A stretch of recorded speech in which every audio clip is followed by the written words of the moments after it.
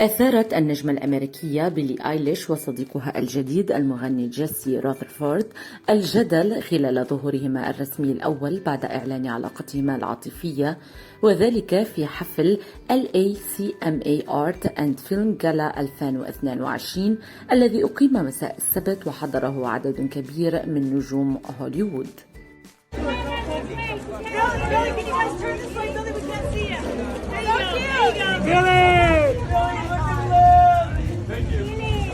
هذا وقد خطف الثنائي الأنظار بإطلالة غريبة، حيث وصل إلى السجادة الحمراء بالحفل وهما ملفوفان معا في بطانية كبيرة ومريحة، وأسقط كل من بيلي وجيسي البطانية بعد ذلك للكشف عن ملابسهما، حيث ارتدت بيلي آيليش روب نوم طويل بينما ارتدى صديقها بيجاما من اللون نفسه.